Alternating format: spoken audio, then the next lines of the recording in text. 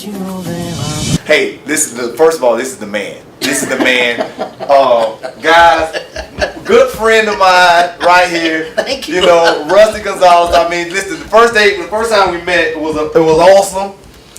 He was in my training, and I'm like, this guy, whoever this guy is, first of all, he walked into me, as you can see right now, with major swag. This guy is cool as they come, man. He had a shirt on, man, that I'm like, oh, this guy is the man right here. And as you can see him today, man, he's always just a class act. But more importantly, the thing I love about this guy is he's passionate about leadership. He's passionate about building communities and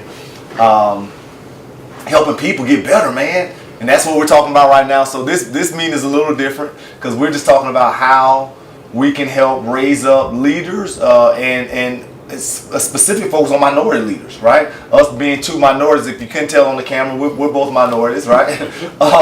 In the construction industry, and we need more. Yes. We need more. And so that's kind of where we are. So talk to me your thought process on that. Well, what I think we're doing here is we're trying continually to grow the market share in the industry.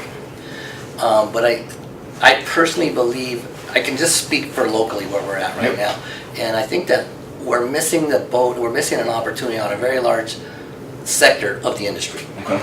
The minority population involved in the craft side of the industry is significant. It's significant. Mm-hmm. But I'm not so sure that the numbers in the field represent the numbers in the frontline supervisor roles or the management roles of these companies. Or let's go even further, obviously it does not represent the numbers in C-suite executives. Right. Totally agree. Nor does it represent the entrepreneurs of electrical contractors. Yep. None of those. Totally agree. So here's the deal with that, Rusty. I think I grew up in the inner city, right? I grew up in the inner city, and I'm a firm believer that you are what you see, especially growing up. You know, I mean, you gotta dream big and kind of see things to say it's possible. And so for some of our people, I like what you're talking about, how you promote, how we talk about seeing ourselves in positions and roles like we are here now, because it does show a craftsman to say, wait a minute, let me think bigger than just using my tools, right? And just having to be a worker. Let me see what's possible and what's out there, and getting them to start that process and promote it by seeing someone like you.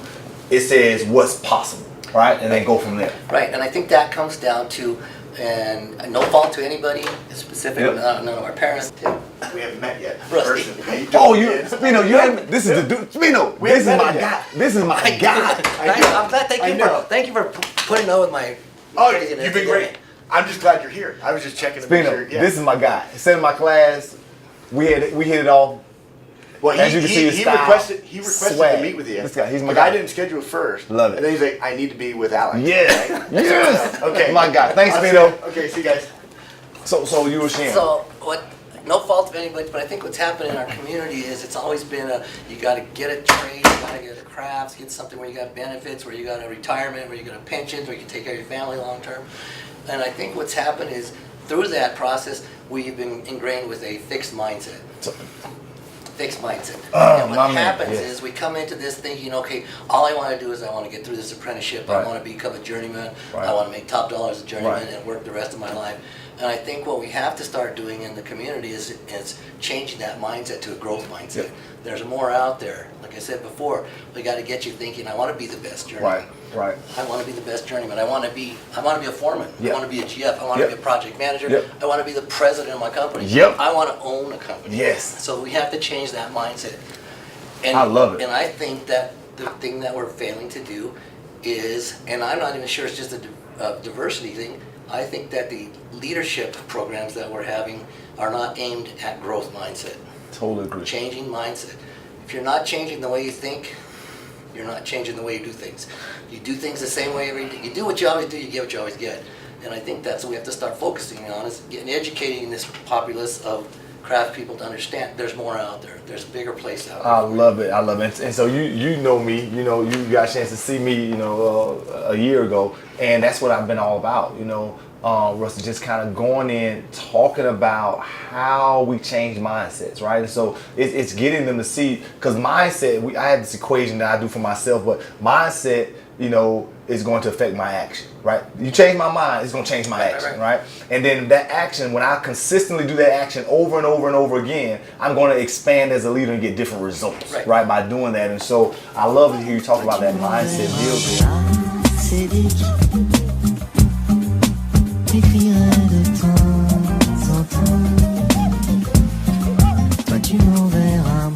Yeah, well, I think at the end of the day, the message really, the very, very simple message would be success also looks like you and I.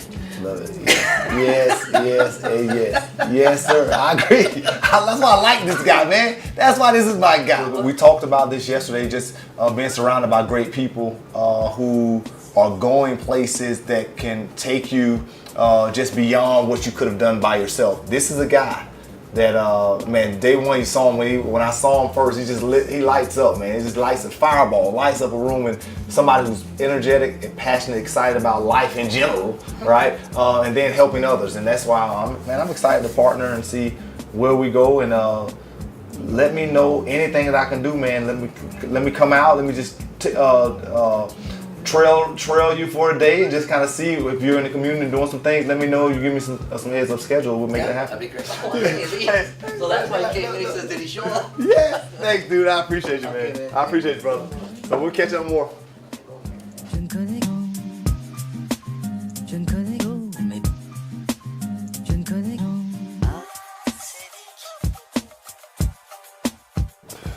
I think the follow-up. I mean, more than anything else, you have great meetings, and I think a lot of business people come in and they think they're going to make a great sale off of one meeting. Doesn't happen, right? And so it may take years of following up to finally make your big sale. And a lot of people, they don't have that marathon mentality. And so therefore, because they don't, they tend to lose or leave a lot of deals on the table because they couldn't find time to follow up. So, and it's not easy. It's a tricky deal because you're talking about balancing new prospects at the same time following up with old prospects and doing the work. So it's a juggling act that's out of this world. But if you're going to be successful, a lot of people tell you the money's in the follow-up. So we're having great meetings here, but this does nothing for leadership surge at all if Alex doesn't take initiative and really follow up. And the cool part is you got to strike while the iron is hot, right? As soon as it gets out of the fire, you strike now, and that's where you can make your biggest divot. And so it's the same here. So man, I'll be up tonight emailing each of these people the cards that I have tonight, letting them know, hey, looking forward to it. Let's set up a meeting. So that's some of the mistakes I've made. That all goes into that follow-up. When do you follow up? Don't wait the next week.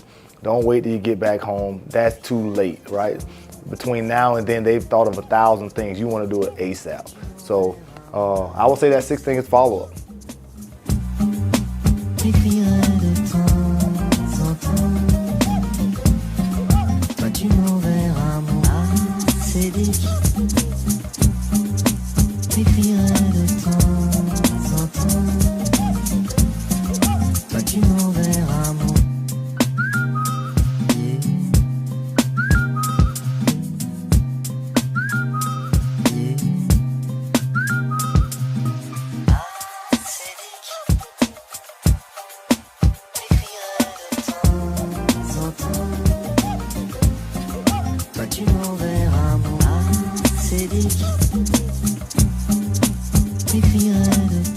First of all, great day.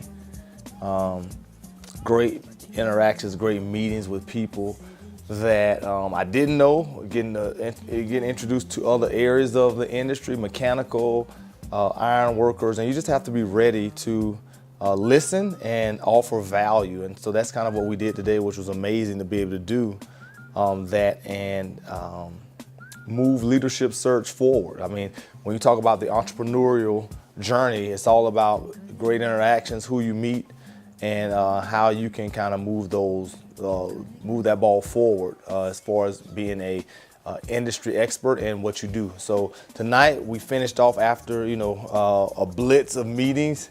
We had a happy hour, and what I'm learning more and more is that you have to go out to those kind of events, dinner, happy hour, those kinds of things there, just to let your hair down and meet people, because typically people do business with people that they like.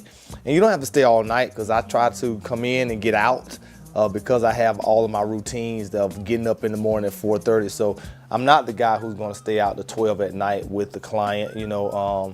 Typically I'm in, I'll have a good time over dinner, and just kind of chill out for a little bit, but then I try to slip out because it's about me getting back, doing things like reading. You'll see that, saying how successful people set goals.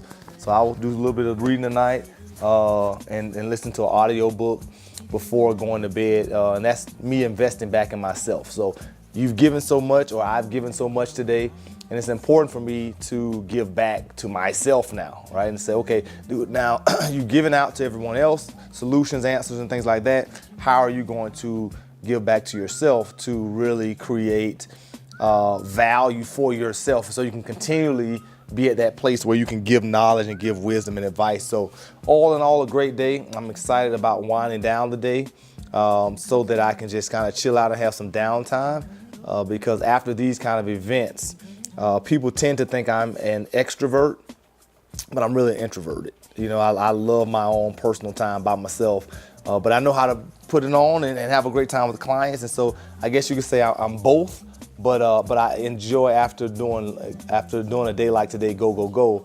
I enjoy some downtime, just being able to read and kind of sit with my own thoughts and then just kind of churn on those and kind of go from there. So, but looking forward to tomorrow. Going to be another great day tomorrow. And then after tomorrow, I think we're racing to the airport. Make sure we make our flight because we have to get back. And I think we land in Denver at 11:50, so 12 o'clock, 12 a.m. And the beautiful part is, man, I meet a client in St. Augustine 7 o'clock that next morning, man. So I'm gonna land at 12, drive home. It'll take about 30 minutes to drive home, get into bed probably about 1:30, to wake up at 4:30, to drive 2 hours to go meet a client. Now I can't complain, it's fishing, so it's having a good time, so it'll be fun. But it'll be a great time, man, to kind of go from there. So we'll see what we catch, having fun doing it. So stay tuned.